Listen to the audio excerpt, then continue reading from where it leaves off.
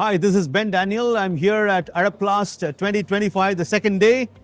And it's such a pleasure to be here with the CEO of Uteco, Middle East and Africa, Anan Hiyasat.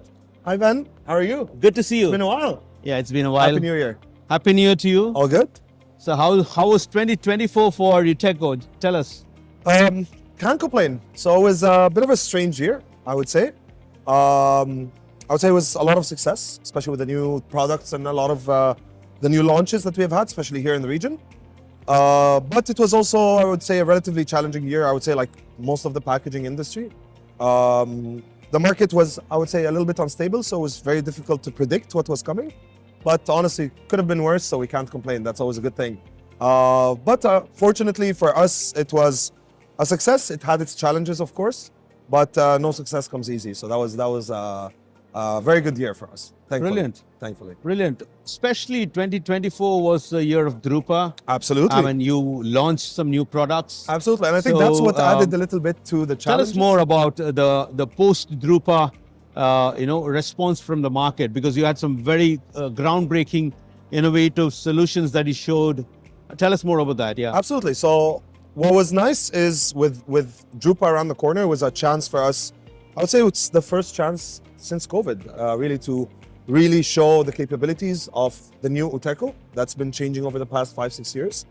And during Drupa, as you know and as you've seen, we've launched an Onyx Omnia, which was a very unique technology out there in the market for, we don't even call it hybrid printing anymore, we call it Flexo digital, because it genuinely isn't just a hybrid way.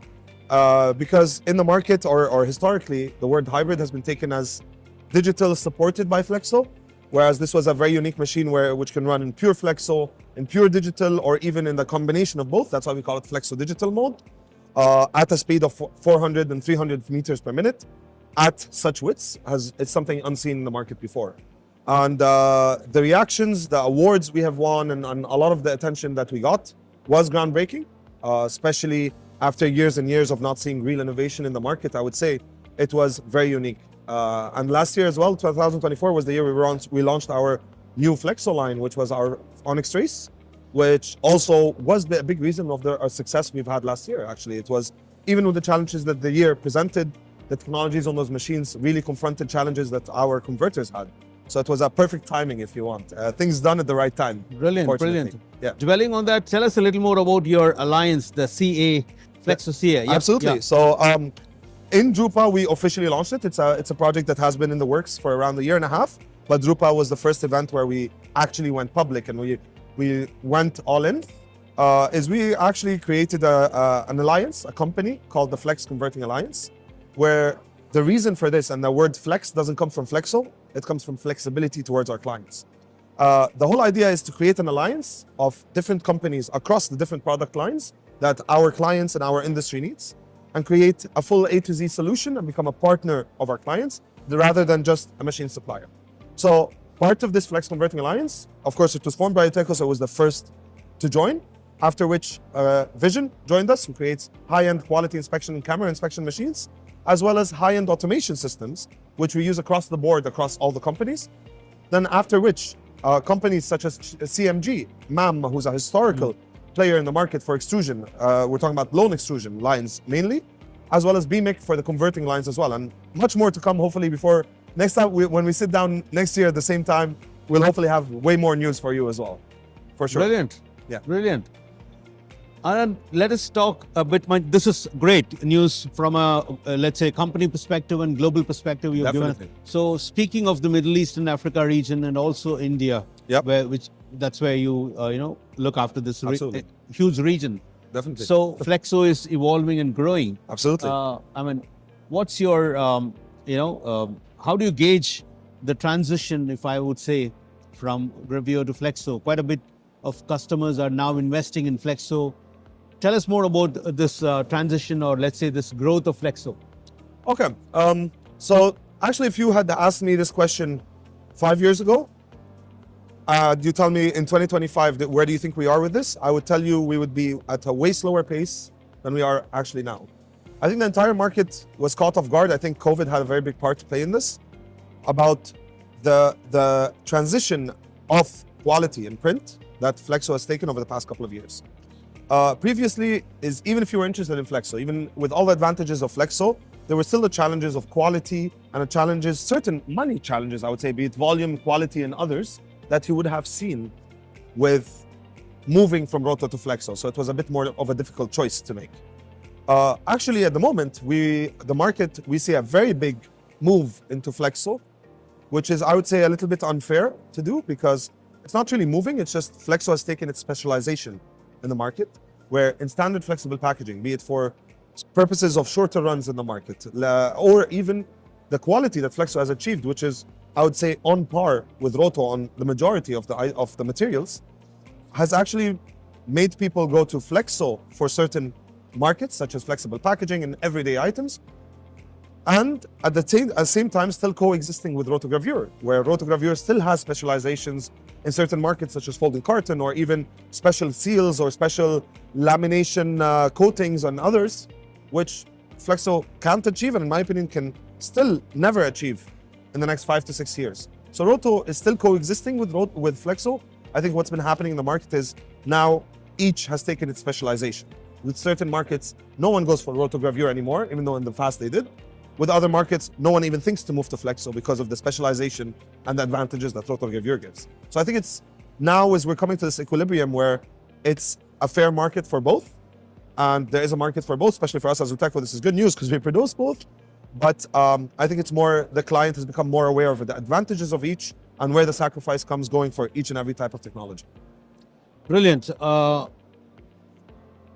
We see the Middle East evolving, and particularly within the Gulf region, we see flexible packaging really has grown over the years. Absolutely. It's continuing to grow, but at the same time, it has to also slow down a bit now. So there's a bit of growth happening in, let's say, Saudi Arabia compared to here. I mean, as Uteco, where do you stand in this growth, and what's your prediction? Where are we? Where is it going to go, and where are we now? Look, again, I'm going to go back to a similar answer to what you asked me before. If you had asked me a few years ago, I would tell you we never expected the region to grow this big. And this was actually a very big reason why over the past 1.5 to 2 years, we have made a very big investment in the local offices and the local team. It's because we do see a huge potential in this market, especially even considering Africa into the game, right?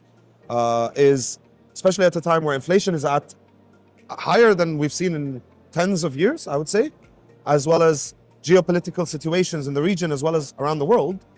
This, of course, whether we like it or we don't, has an effect on the economy, and it has an effect on our industry, even if not directly.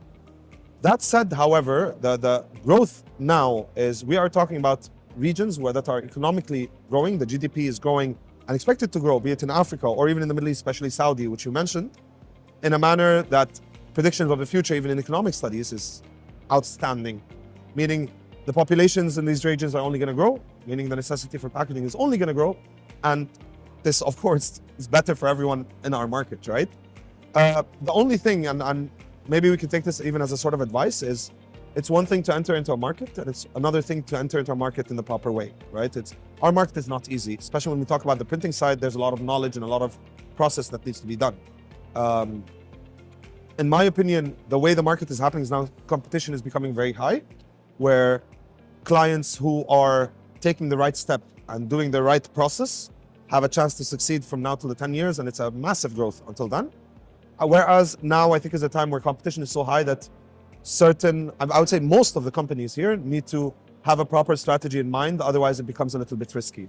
Because it is a challenging time, because of the aspects, because of the investments that need to happen, the increasing costs, and even, as I said, the political situations have an effect on everything. Even though it's challenging, I still see that the market is going to be on a constant climb up for, I would say, in my opinion, at least 10 years, because other regions in the world have reached, I would say, more or less saturation. This is where we are still in a very big growing manner, and we still have years and years to come. In my opinion, we're not even at that 20% of our 100% potential yet. Wow. Okay. Yep. Okay. Tell us about Uteco Middle East Africa. As an office, you have established your commitment to this region. You have your fully fledged sales and service force based here in Dubai for the region. Absolutely. Tell us more about that. So actually, the plan originally when we opened up the MEA offices was to keep, I would say, a relatively small team just to support our current existing clients. But as I told you in the last year, in the last, I would say, 2 years, the growth was absolutely wonderful. Not only for Uteco, I see the entire market growing. And we decided to increase this investment and create a very big team, which was way bigger, I would say, than some of the other branches we have around the world.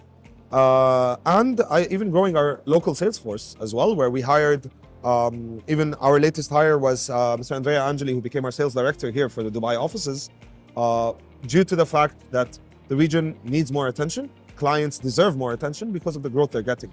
And us as Uteco, we decided to make this big investment at the beginning of the growth, because it's only the right thing to do is with our predictions to be actually in line with what we predict and have the proper sales and service to support it. So actually now the Uteco MEA offices, whereas previously was only, I would say, a branch for local technicians, we are now actually starting up our local remote service as well, meaning similar to our 24/7 service that we have around the world. Now Dubai offices are actually going to start having 24-hour service where we have experienced technicians whose jobs are not only to visit and be mechanical or electrical, it's also to advise clients with remote interventions and remote access as well. Wow, that's for the whole region, you mean? That's for the whole regions, of course, assisting the rest of the world with 24/7 service, but biggest priority is always this region for India, Middle East, and Africa. And even with this, part of our Middle East team is actually, some of them are based in India, some of them are based in Egypt, others are based in Africa. So it's a mix. So it's not just the Dubai offices, even though this is the headquarters of the region, if you want to call it, but it is an entire plan and sales force where eventually, if you remember, we mentioned this in Drupa, the plan is within the next 3 to 4 years, we have a technician support of some sorts available to every client, at least 4 hours away for each of them. Right. Yeah. Just to wrap up, one final, your message to all your clients and potential clients within the industry through our media. What's your message from Uteco? Like, now that you have your fully fledged office here and moving forward, your message? Look, challenges are coming. Challenges will never stop coming, and I think the challenges are only going to get more difficult. I would say that the approach now in our market and every other market is starting to see, be it suppliers, be it clients, be it everyone, as a strategic partnership for the future and prepare for the growth that's to come. Because if things have get to a point where it's only a pure transaction, be it between suppliers and clients, I think this is where you don't keep up with the growth. And we see this as Uteco, and this was the idea of the Flex CA, is to create a partner in everything, where our idea isn't just to supply you, the idea is to be partner up. And I personally advise everyone in our market to have that approach with their clients and their suppliers as well, because this is the only way we can keep up with the growth. Because together we grow, no matter what, no one can grow by themselves. And this is the reality of the situation. Thank you. Anan, it was a pleasure. Always a pleasure, Thank you Ben. for your time and wishing you all the best for 2025. Thank you, and to you as well. Thank you. Appreciate it.